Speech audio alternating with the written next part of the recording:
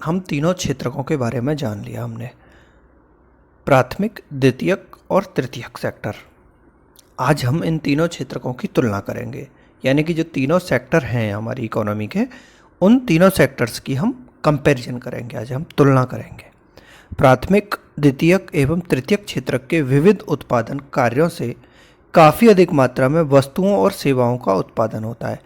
यानी इन तीनों सेक्टर्स से काफ़ी अधिक मात्रा में, यानी बहुत ज़्यादा मात्रा में किसका, वस्तुओं का और सेवाओं का उत्पादन होता है। दोनों चीज़ों का, वस्तु भी और सेवा भी।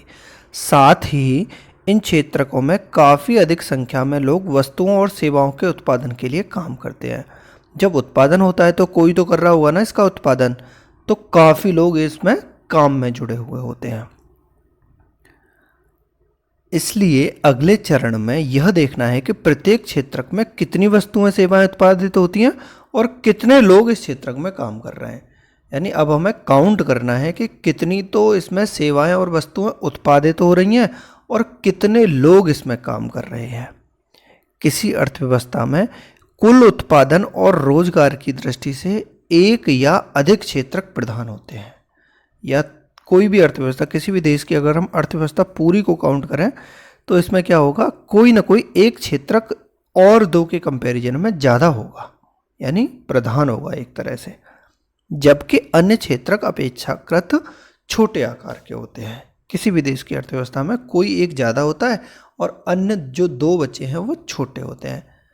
प्रत्येक क्षेत्र की विविध वस्तुओं और सेवाओं की हम गणना कैसे करते हैं और कुल उत्पादन को कैसे जानते हैं। अब हम जानेंगे कि टोटल कितना उत्पादन हुआ, वस्तुओं का और सेवाओं का उत्पादन कैसे होता है, ये हम काउंट कैसे करेंगे। आप सोचते होंगे कि हजारों की संख्या में उत्पादित वस्तुओं और सेवाओं की गणना करना असंभव है। देखो, बहुत बड़ा देश है, बहुत ज़्यादा पॉपुलेशन है। अगर हम किसी देश की इकोनॉमी निकालें तो उसकी वस्तुओं और सेवाओं की काउंटिंग करनी पड़ेगी हमें। काउंटिंग तो बहुत बड़ा काम हो गया। सबको कैसे पता करेंगे कि कौन क्या काम कर रहा है? हर आदमी का तो नहीं हम पता कर पाते कि कौन क्या कर रहा है और क्या उत्पादन कर रहा है, क्या सेवा दे रहा है। यह न केवल बृहद कार्य है, बल्कि आप आश्चर्यचकित भी होंगे कि हम कारों, कंप्यूटरों, कीलों, फर्नीचरों, यानी उसमें लगने वाली सारी चीज़ों का संख्या का योगफल कैसे कर सकते हैं। यह अत्यंत बेतुकी बात है। अगर हम सब चीज़ों का अलग अलग मूल्यांकन करने लगे, हर व्यक्ति क्या काम कर रहा है, क्या उत्पादन कर रहा है, क्या क्या चीज़ें बनी हैं, तो एक बहुत बेतुकी बात हो जाएगी। तो इसके लिए हमने क्या टेक्निक निकाली है। देखो, आप बिल्कुल सही सोचते हैं। इस समस्या के समाधान के लिए अर्थशास्त्रियों का सुझाव है कि वस्तुओं और सेवाओं की वास्तविक संख्याओं का योग करने के स्थान पर उनके मूल्य का उपयोग किया जाना चाहिए। तो हम सारी जो वस्तु और सेवा हैं उनको काउंट नहीं करेंगे। हम करेंगे क्या, उनका जो मूल्य है, उनकी जो कॉस्ट है, उसका अगर हम मूल्यांकन कर लें तो हम पता कर पाएंगे कि ये कितने रुपए उत्पादित कर रही हैं। ओके, जैसे यदि 10,000 किलोग्राम गेहूं 20 रुपये प्रति किलोग्राम की दर से बेचा जाता है और गेहूं का मूल्य 20 रुपये प्रति किलोग्राम है और 10,000 किलोग्राम गेहूं है, तो क्या होगा, टोटल जो मूल्य आएगा वो 2 लाख रुपए हो जाएगा। क्योंकि 10,000 को मल्टीप्लाई कर देंगे 20 में तो आंसर आएगा 2 लाख रुपए। यानी 10,000 किलोग्राम 20 रुपये प्रति किलोग्राम की दर से बेचा गया तो वो 2 लाख रुपए का हो गया। और 15 प्रति नारियल की दर से 5,000 नारियल का मूल्य 75,000 रुपये हो गया। इसी प्रकार तीनों क्षेत्रकों की वस्तुओं और सेवाओं के मूल्य की गणना की जाती है और उसके बाद योगफल प्राप्त कर लिया जाता है। करेंगे क्या, जो तीनों सेक्टर हैं, तीनों सेक्टर्स की जो मूल्य होगा उस मूल्य को निकालेंगे और मूल्य को फिर जोड़ देंगे तो वो टोटल आ जाएगा। ठीक है ना। ध्यान रखें कि यहाँ एक सावधानी बरतने की जरूरत है। उत्पादित और बेची गई प्रत्येक वस्तु या सेवा जो भी हो की गणना करने की जरूरत नहीं है। वस्तु और सेवा की गणना करने की जरूरत नहीं है, उनके हमें मूल्य की गणना करने की जरूरत है। केवल अंतिम वस्तुओं और सेवाओं की गणना का ही औचित्य है। यानी हर एक, अब इसमें भी एक है, हर वस्तु का नहीं करना है, केवल अंतिम वस्तु जो लास्ट प्रोडक्ट उस चीज़ से बन रहा है तो उस लास्ट प्रोडक्ट का बस कर लेंगे। तो उसमें जो छोटी छोटी चीज़ें मिली हुई हों किसी भी चीज़ में, तो हम आखिरी उस चीज़ का कॉस्ट निकाल के, सारी चीज़ों का उसमें जुड़ा हुआ होता है, एक तरह से जैसे एग्जाम्पल से आप समझ सकते हैं, एक किसान किसी आटा मिल को 20 रुपये प्रति किलोग्राम की दर से गेहूं को बेच देता है। यानी कोई किसान है, वो 20 रुपये प्रति किलो की दर से गेहूं बेच दिया उसने, ठीक है। मिल में गेहूं की पिसाई हो जाती है और बिस्कुट कंपनी को आटा 25 रुपये प्रति किलोग्राम की दर से बेच देता है। यानी जो मिल है, उसने जो किसान ने जो मिल को दिया था 20 रुपये प्रति किलोग्राम की दर से, वो क्या करता है, उसकी पिसाई कर देता है और एक बिस्कुट कंपनी को 25 रुपये प्रति किलोग्राम की दर से बेच देता है। अब बिस्कुट कंपनी क्या करती है, आटे के साथ चीनी और तेल जैसी चीज़ मिलाती है और उसका उपयोग करके एक बिस्कुट तैयार कर देती है। मान लो 4 पैकेट उसने बना दी, तो बाजार में उपभोक्ता को वो 80 रुपये में 20 रुपये प्रति पैकेट के हिसाब से बेच दिया। अब जो लास्ट प्रोडक्ट हुआ वो क्या हुआ, बिस्कुट। क्यों, आखिरी में तो बिस्कुट ही बना ना, पहले आटा था, फिर वो पिसाई हुई, उसकी पिसाई होने के बाद वो बिस्कुट कंपनी को दे दिया गया। बिस्कुट कंपनी के बाद उसने उसमें चीनी और तेल मिलाया और वो बन के तैयार हो गया बिस्कुट, ठीक है। अतः बिस्कुट ही अंतिम उत्पाद है, अर्थात वह वस्तु जो उपभोक्ताओं तक पहुंचती है उसी को हम अंतिम उत्पाद कहते हैं। यानी जो सीधे कस्टमर तक पहुंच जाए उसी को हम अंतिम उत्पाद कहेंगे।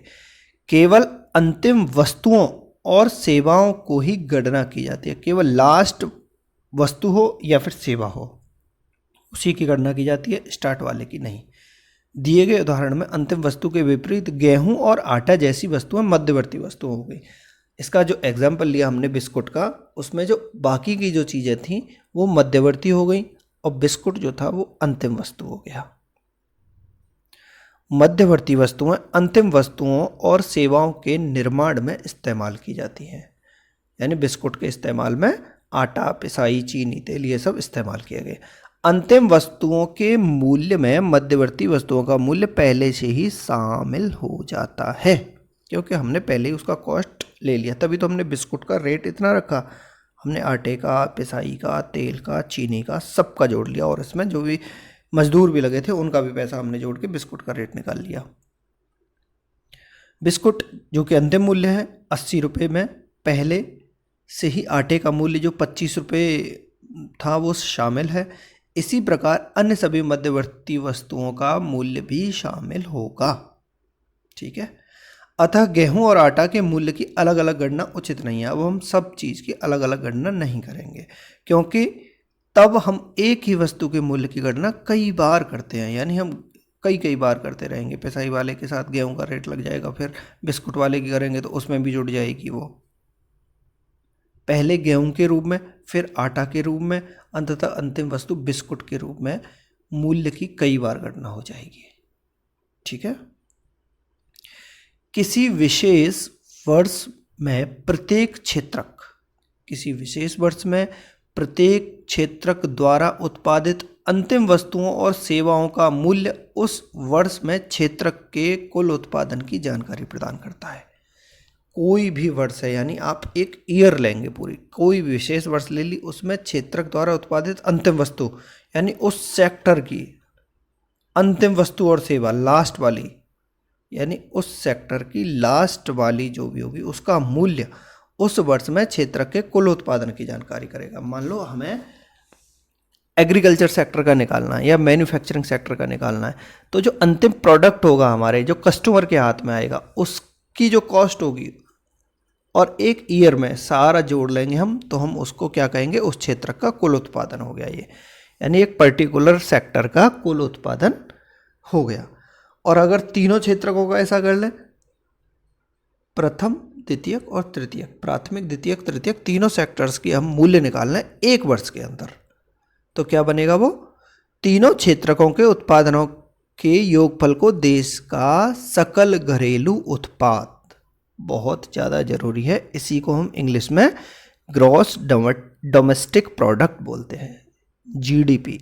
आप ये टर्म सुनते होते होंगे कि जीडीपी क्या होता है, जीडीपी क्या होता है, इंडिया का जीडीपी कितना है, यूएसए का जीडीपी कितना है, हमारी जीडीपी बढ़ रही है, कम हो रही है।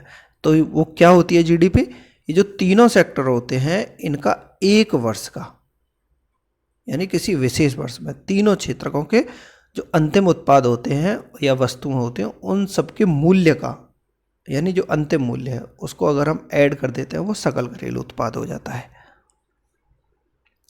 यह किसी देश के भीतर किसी विशेष वर्ष में उत्पादित सभी अंतिम वस्तुओं और सेवाओं का मूल्य होता है। टोटल जितनी भी उसमें वस्तुएं और सेवाएं उत्पादित हो रही हैं उन सब का अंतिम मूल्य होगा। यही सकल घरेलू उत्पाद कहलाता है।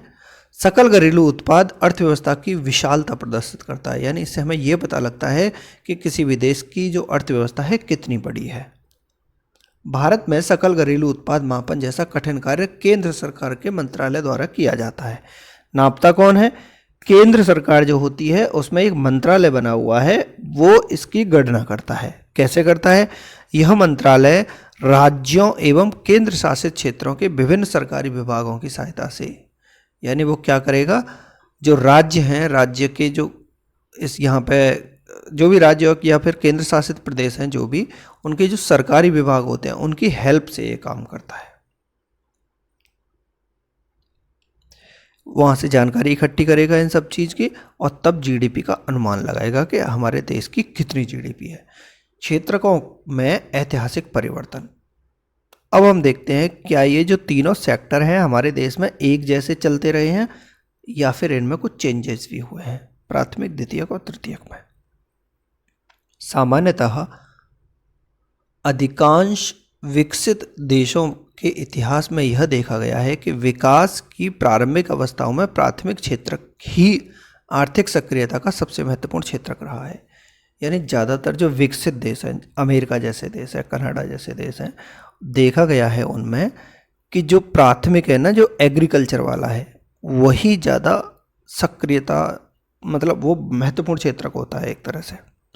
जैसे जैसे कृषि प्रणाली परिवर्तित होती गई और कृषि क्षेत्र समृद्ध होता गया, जैसे जैसे हमने कृषि प्रणाली को चेंज किया, पहले हाथ से, बैल से, उससे करते थे, जैसे जैसे एग्रीकल्चर में जो भी परिवर्तन हुआ वैसे ही कृषि क्षेत्र समृद्ध होता गया। वैसे वैसे पहले की तुलना में अपेक्षाकृत अधिक उत्पादन होने लगे। पहले बहुत कम उत्पादन होता था, अब ज़्यादा होने लगा, बढ़ने लगा, क्योंकि मशीनरी यूज करने लगे हम। अब अनेक लोग दूसरे कार्य करने लगे। अच्छा, जब उत्पादन बढ़ने लगेगा तो जो दूसरे लोग हैं ना, बहुत सारे लोग दूसरे कार्य करने लगेंगे। शिल्पियों और व्यापारियों की संख्या में वृद्धि होने लगी। अब क्या होगा, जो शिल्पी हैं और या व्यापारी हैं उनकी संख्या बढ़ जाएगी। क्रय विक्रय की गतिविधियां कई गुना बढ़ गई। जब उत्पादन अधिक होने लगा एग्रीकल्चर में तो सामान को खरीदना बेचना बहुत ज़्यादा होने लगा। अगर सामान खरीदेंगे बेचेंगे तो क्या करेंगे, उनको लाने ले जाने के लिए भी हमें ज़रूरत पड़ेगी। इसके अतिरिक्त अनेक लोग परिवहन, प्रशासक और सैनिक कार्य इत्यादि में जुड़ गए। ठीक है, यानी जो जॉब्स हैं वो जॉब्स बढ़ने लगी हमारी।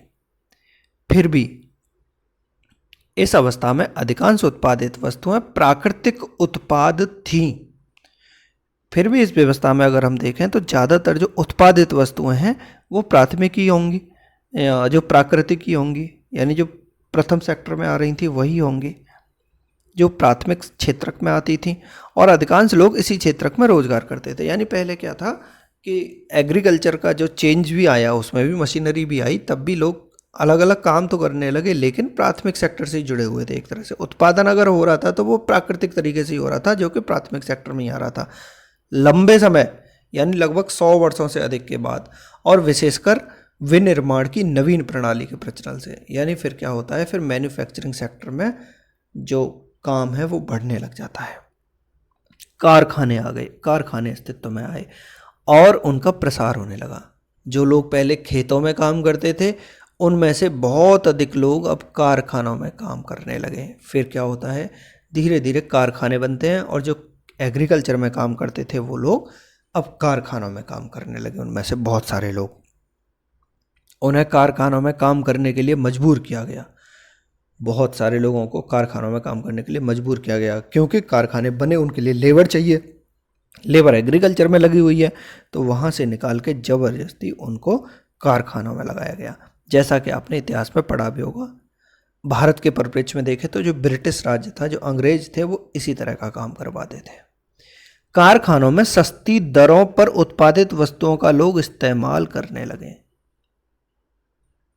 ठीक है, कुल उत्पादन एवं रोजगार की दृष्टि से द्वितीयक क्षेत्र सबसे महत्वपूर्ण हो गया। जब जबरदस्ती आपने काम करवाया कारखानों में तो उत्पादन बढ़ा और उसकी वस्तुओं का यूज करने लगे लोग। तो फिर क्या होता है, द्वितीयक क्षेत्रक महत्वपूर्ण हो जाता है। जो दूसरा वाला सेक्टर था जो जिसमें मैन्युफैक्चरिंग थी, विनिर्माण था, अब वो महत्वपूर्ण होने लगा पहले के कंपैरिजन में।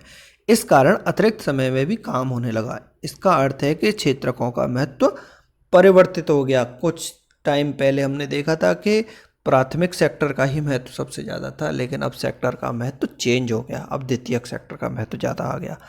विगत 100 वर्षों में, यानी पिछले के 100 वर्षों में क्या हुआ है, विकसित देशों में द्वितीयक क्षेत्रक से तृतीयक क्षेत्रक की ओर पुनः बदलाव हुआ है। अब हमने क्या किया, पिछले के 100 सालों में जो द्वितीयक सेक्टर था, जो मैन्युफैक्चरिंग सेक्टर था, उससे अब हम तृतीयक सेक्टर के, यानी कि जो सेवा है, उसमें चेंज हो रहा है।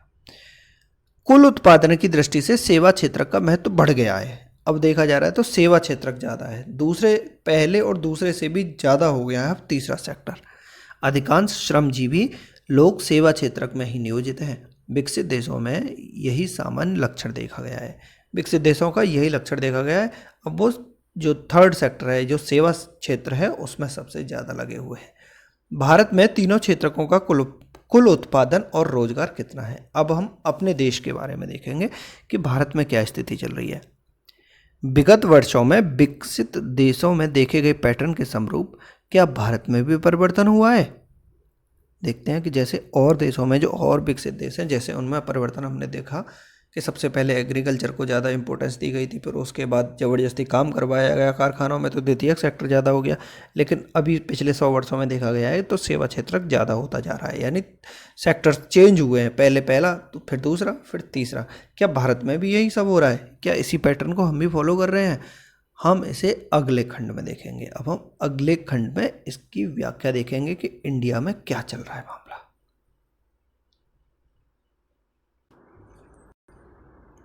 अब हम देख लेते हैं भारत में प्राथमिक, द्वितीयक और तृतीयक क्षेत्र की क्या स्थिति है। कंपैरिजन करने के लिए हम पहले पिछले कुछ सालों का डेटा लेंगे और फिर अब के नए सालों का डेटा यूज़ करेंगे, जैसा इस किताब में दिया गया है। आलेख 1, यानी जो फिगर 1 दे रखा है, जो ग्राफ है आलेख 1, 3 क्षेत्रकों द्वारा उत्पादित वस्तुओं और सेवाओं को दिखाता है। तीनों क्षेत्रकों की ये जो उत्पादित वस्तुएं, जैसे जो ब्लू कलर है उससे प्राथमिक, मान लो रेड कलर है द्वितीयक क्षेत्रक, और जो ग्रीन कलर है उससे तृतीयक क्षेत्रक हमने दिखाया है। यह 2 वर्षों 1973, 74 और 2013 एंड 14 के उत्पादन को दिखाता है। यानी हमने 2 वर्ष लिए हैं, पहले तो 1973 और 74 और फिर 2013 और 14 के कंपैरिजन किया है। हमने इन 2 वर्षों के लिए आंकड़ों का उपयोग किया है क्योंकि यह आंकड़े तुलनीय और प्रामाणिक हैं। आप देख सकते हैं कि 40 वर्षों में कुल उत्पादन में कितनी वृद्धि हुई है। देखो ये टोटल 40 ईयर होते हैं, 40 साल में क्या हुआ है। 1973-74 में जो ग्राफ दिया है कितना छोटा छोटा था सब कुछ, यानी जो हमारी इकोनॉमी थी वो 5 लाख करोड़ रुपए का टोटल उत्पादन हो रहा था तीनों सेक्टर में। देखो ग्राफ में पता लग रहा है कि तीनों सेक्टर में क्या था, सबसे ज़्यादा था प्राथमिक सेक्टर, फिर सेकंड नंबर पे था तृतीयक सेक्टर, और फिर जो थर्ड नंबर है उसमें आता था दूसरा वाला सेक्टर। लेकिन 2013-14 में हम देख रहे हैं तो एग्रीकल्चर सेक्टर है, जो प्राथमिक सेक्टर है, कितना छोटा हो गया, और जो सेवा क्षेत्र है वो कितना बड़ा हो गया। इन 40 सालों में कितना चेंज हुआ है देखो चीज़ों में। यहाँ देखो इस ग्राफ से हम क्या क्या चीज़ें निकाल सकते हैं। 1973-74 में सबसे बड़ा उत्पादक क्षेत्र कौन था, और 2013-14 में सबसे बड़ा उत्पादक क्षेत्र कौन है। क्या आप बता सकते हैं कि 30 वर्षों में किस क्षेत्र में सबसे अधिक समृद्धि हुई है? आराम से बता सकते हैं हम तो, कौन से में सबसे ज़्यादा हुई है, सेवा क्षेत्र में हुई है। 2013-14 में भारत का जीडीपी क्या है? जीडीपी हमारा आप देख सकते हैं 5 लाख करोड़ रुपए से थोड़ा सा ज़्यादा है, तुलना कर ली हमने। अब हम देखते हैं उत्पादन में तृतीयक क्षेत्र का बढ़ता महत्व, तो किस तरह से ये जो तृतीयक सेक्टर है सबसे ज़्यादा बढ़ा है, कैसे बढ़ा, अब हम जानेंगे। वर्ष 1973 एंड 74 और 2013 एंड 14 के बीच 40 वर्षों में यद्यपि सभी क्षेत्रकों में उत्पादन में वृद्धि हुई है। देखा गया है कि सारे क्षेत्रकों में वृद्धि तो हुई है भाई, पहले बहुत कम था अब बहुत ज़्यादा हो चुका है, सारे क्षेत्रक बढ़े, लेकिन कोई एक क्षेत्रक ज़्यादा बढ़ा है। सबसे अधिक वृद्धि कौन से में हुई है? तृतीयक क्षेत्रक में। परिणामतः वर्ष 2013-14 में भारत में प्राथमिक क्षेत्रक को प्रतिस्थापित करते हुए तृतीयक क्षेत्रक सबसे बड़े उत्पादक के रूप में उभरा है। सबसे बड़ा उत्पादक कौन सा हो गया? तृतीयक क्षेत्रक। भारत में तृतीयक क्षेत्रक इतना महत्वपूर्ण क्यों हो गया? इसके कई कारण हो सकते हैं। प्रथम, यानी इसके बहुत सारे कारण हैं। अब हम देखेंगे कि क्या कारण रहा कि भारत में इन 30 वर्षों में सारे सेक्टर को छोड़ के तृतीय सेक्टर एकदम से इतना कैसे बूम आ गया, इसमें इतना कैसे बढ़ गया? पहला कारण, किसी भी देश में अनेक सेवाओं जैसे अस्पताल, शैक्षिक संस्थाएं, डाक एवं तार सेवा, थाना, कचहरी, ग्रामीण प्रशासनिक कार्यालय, नगर निगम, रक्षा, परिवहन, बैंक, बीमा कंपनी, इस तरह की जो चीज़ें होती है ये सब सेवा में आती हैं। आपको पता है इनकी आवश्यकता होती है किसी को भी, किसी भी देश को। तो क्या होगा, जब इनकी आवश्यकता होगी तो ये ऐसे सेक्टर्स बढ़ेंगे, ठीक है। और ये सारे सेवा में काउंट होते हैं, इन्हें बुनियादी सेवाएं माना जाता है। किसी विकासशील देश में इन सेवाओं के प्रबंधन की जिम्मेदारी सरकार उठाती है। कौन उठाती है? सरकार करती है इस तरह की सेवाएं सारी। और दूसरा कारण क्या होता है? कृषि एवं उद्योग के विकास से परिवहन, यानी अगर एग्रीकल्चर, अभी हमने पढ़ा था ये एग्रीकल्चर में, और व्यापार जो विनिर्माण होता है, मैन्युफैक्चरिंग होता है, उसमें अगर बढ़ोतरी होती है तो फिर क्या होता है? परिवहन बढ़ता है, उनको लाने ले जाने के लिए, ये भी सेवाओं में आता है। व्यापार होता है, व्यापार भी सेवा में आता है। भंडारण, जो जगह चीज़ों को रखते हैं, जगह जो होती हैं उनमें, वो भी सेवाओं में आता है। तो इन सब सेवाओं का विकास होता है। प्राथमिक और द्वितीयक क्षेत्र का विकास जितना अधिक होगा, ऐसी सेवाओं की मांग उतनी ही अधिक होगी। यानी फर्स्ट प्राथमिक सेक्टर और द्वितीयक सेक्टर जितने बढ़ेंगे तो तृतीयक सेक्टर भी उसी के हिसाब से बढ़ेगा। और तीसरा कारण क्या है? जैसे जैसे आय बढ़ती है, लोगों के पास पैसा आता है, कुछ लोग अन्य कई सेवाएं जैसे रेस्तरां खोल देते हैं, पर्यटन, शॉपिंग, निजी अस्पताल, निजी विद्यालय खोल देंगे, व्यावसायिक प्रशिक्षण करेंगे। तो इस तरह की मांग शुरू हो जाती है, तो फिर क्या होता है? इन्हीं तरह की चीज़ों में लोग लग जाते हैं। आप नगरों में, विशेषकर बड़े नगरों में, इस द्रुत परिवर्तन को देख सकते हैं। आप शहरों में देखेंगे तो इस तरह के चेंजेस आपको नजर आएंगे। अब ये आलेख 2 भी दे रखा है, इसमें सकल घरेलू जो उत्पाद है, जीडीपी, जो हमारी प्रतिशत हिस्सेदारी कितनी है। देखो 1973 में एग्रीकल्चर जो था लगभग 40% था, ठीक है।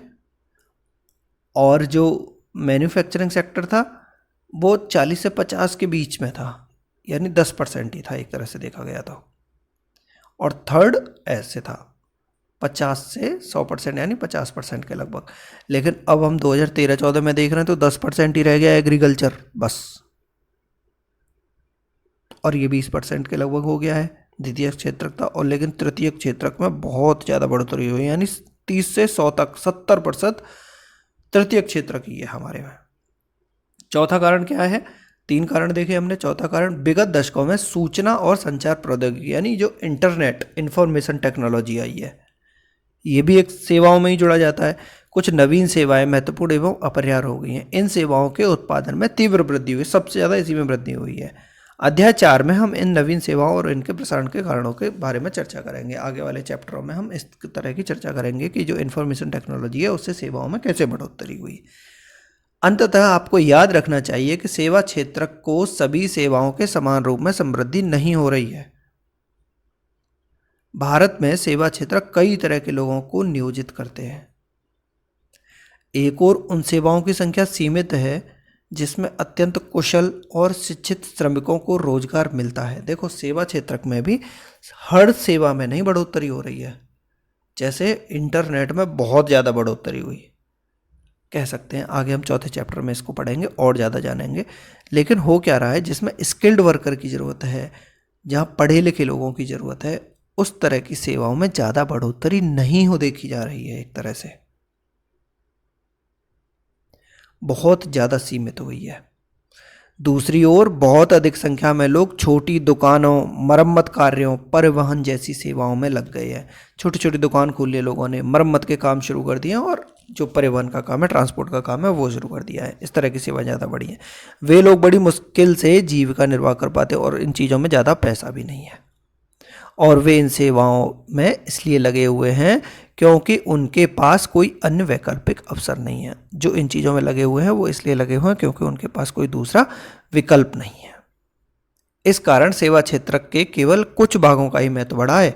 आप इनके बारे में अगले खंड में विस्तार से पढ़ सकते हैं। आपको ये लग रहा हो सेवा क्षेत्र पूरा बढ़ा है, नहीं, सेवा क्षेत्र के भी कुछ भागों में ही बढ़ोतरी हुई है।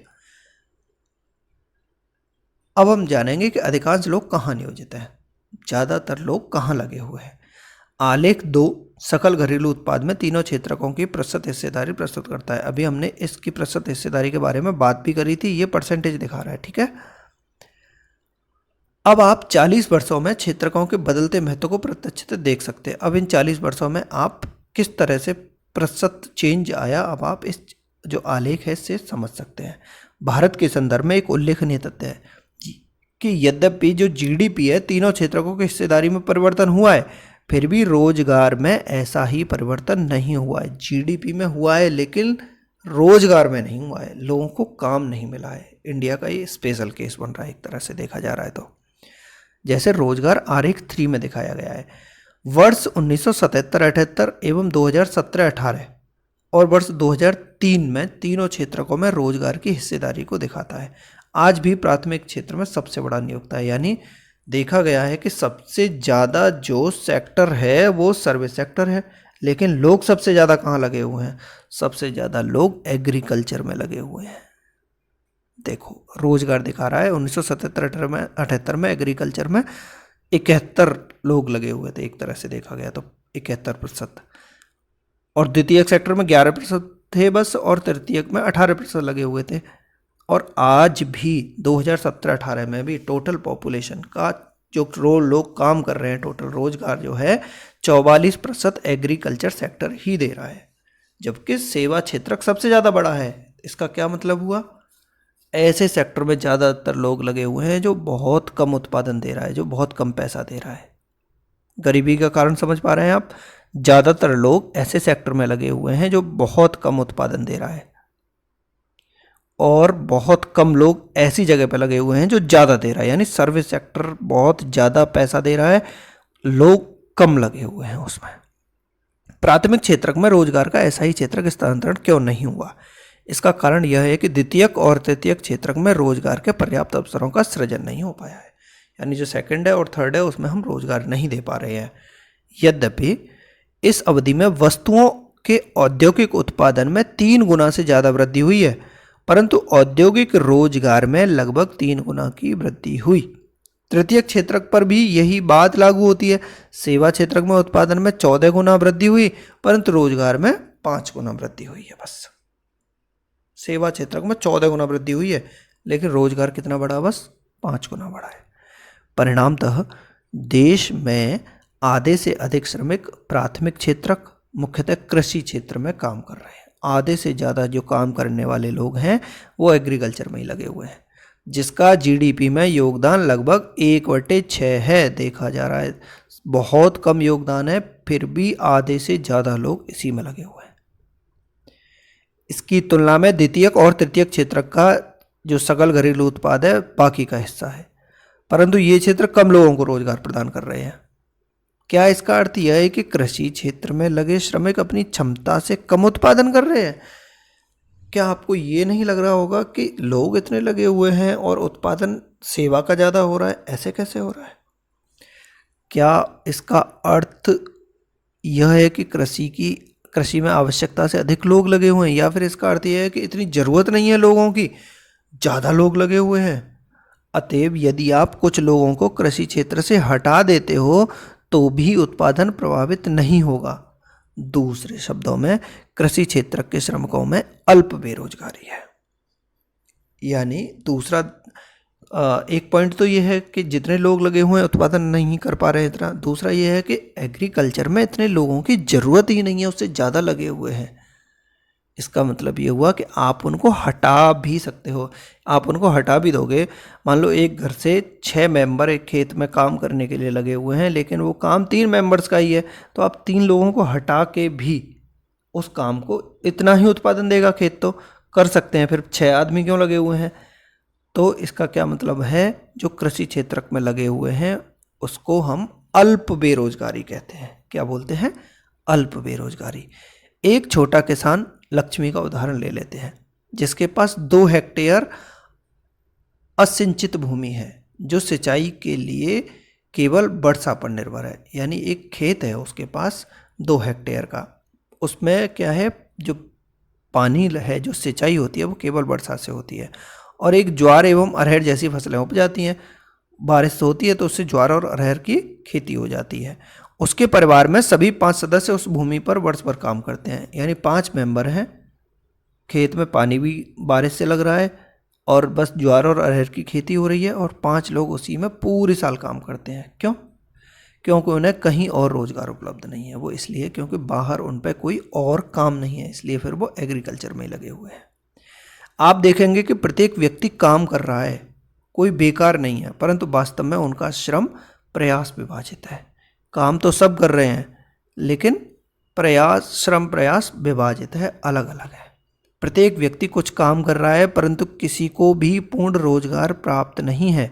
हर आदमी काम कर रहा है खेती में, उसके खेत में 5 आदमी काम कर रहे हैं, लेकिन पूर्ण रोजगार किसी के पास नहीं है। यह अल्प बेरोजगारी की स्थिति है। इसको क्या बोलेंगे हम? अल्प बेरोजगारी।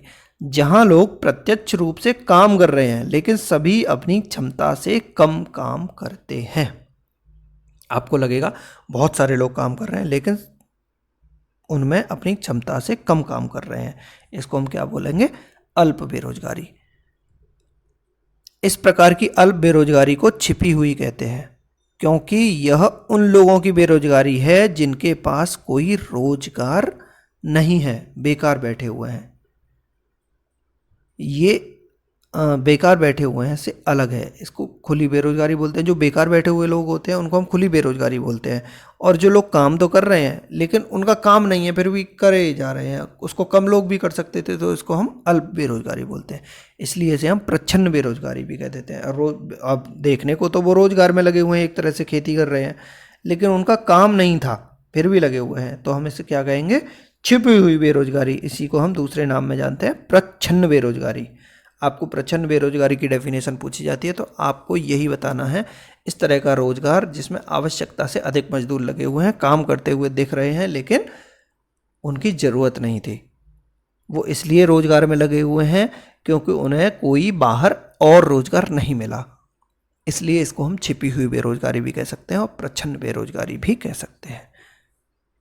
अब मान लेते हैं कि एक भूस्वामी सुखराम आता है और अपनी जमीन जो अपनी जमीन पर काम करने के लिए लक्ष्मी के परिवार के 1 या 2 सदस्य को भाड़े पर ले जाता है।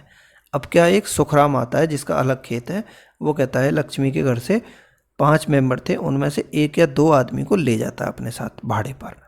अब लक्ष्मी के परिवार को मजदूरी के द्वारा कुछ अतिरिक्त आय होती है। अब क्या होता है, जो 2 आदमी बाहर गए थे, अब वो वहाँ से मजदूरी भी लेके आते हैं। चूंकि आपको छोटे से भूखंड पर काम करने के लिए 5 लोगों की ज़रूरत नहीं थी, वहाँ पे जो छोटा सा 2 हेक्टेयर की ज़मीन थी उनके पास, उसमें 5 लोगों की ज़रूरत नहीं थी। अब वो 2 लोग कोई दूसरा भूस्वामी भी ले जाता है, दूसरा आदमी आता है, उन्हें लेबर के तौर पर ले जाता है। 2 लोग चले भी गए तो कृषि उत्पादन पे तो कोई असर पड़ेगा नहीं, क्योंकि ज़रूरत ही नहीं थी। अब वो 2 लोग जो बाहर गए थे वो पैसा भी लाने लगे बाहर से। दिए गए उदाहरण में 2 सदस्य किसी कारखाना में भी काम करने के लिए जा सकते हैं। जैसे अभी भूस्वामी दूसरा ले गया था ना, अभी हम देख सकते हैं कि उनमें से 2 आदमी कारखाने में काम करने के लिए भी जा सकते हैं। एक बार फिर परिवार की कमाई में वृद्धि होगी और वे लोग अपनी भूमि से पहले जैसा उत्पादन ही करते रहेंगे। कृषि के जो उत्पादन में कोई अंतर तो आएगा नहीं, लेकिन उनके पास पैसा ज़्यादा आने लगेगा जब वो कारखाने में काम करने चले जाएंगे 2 लोग उनके। भारत में लक्ष्मी की तरह लाखों किसान हैं। इसका अर्थ है कि यदि हम कुछ लोगों को कृषि क्षेत्र से हटाकर उन्हें कहीं और समुचित रोजगार उपलब्ध करा दें, तो भी कृषि उत्पादन पर बुरा प्रभाव नहीं पड़ेगा। कोई अन्य रोजगार करने से लोगों की आय से परिवार की कुल आय में वृद्धि हो जाएगी। जैसे अभी हमने देखा कि एग्रीकल्चर में उत्पादन से ज़्यादा लोग लगे हुए हैं, सबसे ज़्यादा लोग लगे हुए हैं और सबसे मतलब कम उत्पादन कर रहा है एक तरह से देखा गया तो लोगों के कंपैरिजन में। तो हाँ, हम उन लोगों को उसमें से कृषि क्षेत्र से हटाकर किसी दूसरे काम में भी लगा सकते हैं। उससे क्या होगा, खेती का उत्पादन तो इतना ही रहेगा, उसको तो कर ही रहे हैं वो लोग, लेकिन आय में वृद्धि हो जाएगी, पैसा ज़्यादा आने लग जाएगा।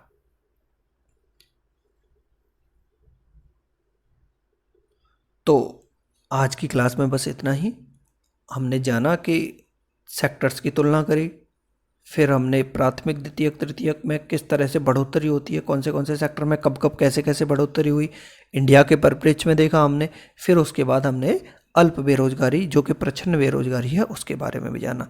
अब इससे आगे की पढ़ाई हम अगली वाली वीडियो में करेंगे।